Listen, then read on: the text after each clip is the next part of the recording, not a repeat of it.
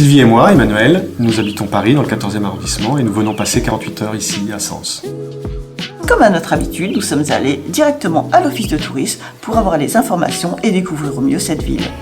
Équipés du livret Brennus et de la tablette de visite, nous avons déambulé dans le centre-ville, découvert l'hôtel de ville, la statue de Brennus, pour arriver dans les jardins de l'Orangerie au chevet de la cathédrale.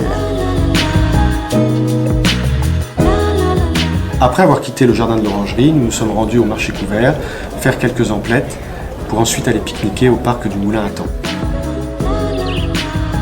Quelle surprise nous avons eue de découvrir les serres tropicales.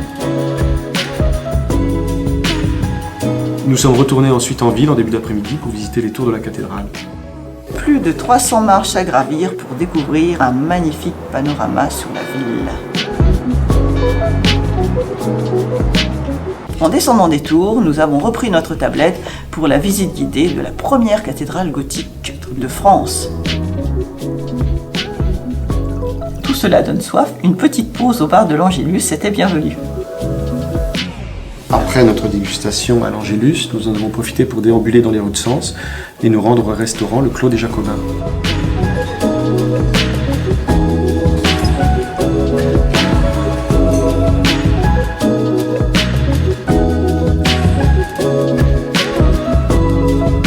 Après cette belle après-midi, nous passerons la nuit à l'Arc-Hôtel.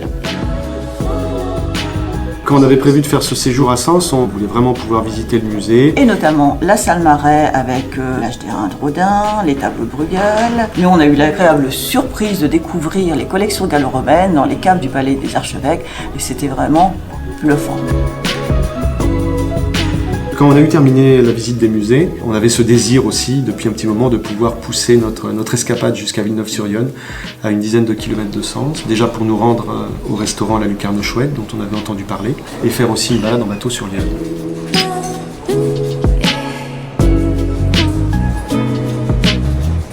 La balade était très agréable, cette rivière est très calme aussi, très paisible, beaucoup de verdure.